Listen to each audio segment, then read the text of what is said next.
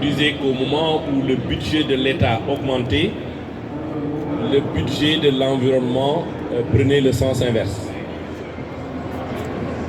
Je voudrais juste faire remarquer deux choses. La première, en tant qu'État africain, je parle du Sénégal, je parle des États africains, qui aujourd'hui ont des obligations de mettre le budget dans du développement, dans la construction.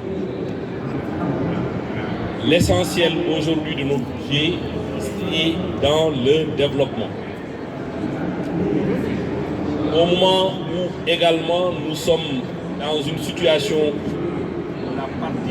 où la partie ouest africaine est menacée par le terrorisme.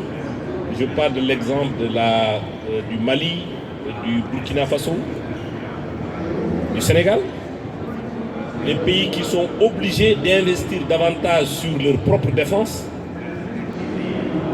Et je pense qu'il y a un arbitrage à faire. Sur le plan de l'adaptation, les pays développés doivent mettre suffisamment de ressources pour nous permettre de nous adapter aux effets des changements climatiques. Si on doit engloutir l'essentiel de nos budgets dans l'adaptation, c'est vrai, c'est des problématiques qui sont connues de tout le monde, pour lesquelles il faut faire face. Mais il faut quand même qu'on regarde dans quelle mesure il faut prendre une partie de ce budget pour l'adaptation, une partie de ce budget pour l'atténuation, mais je pense qu'on ne peut pas,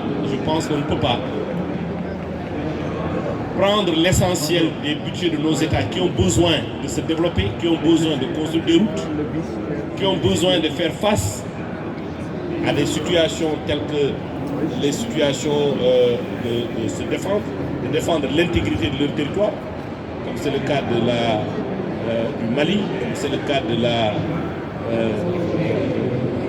Burkina Faso.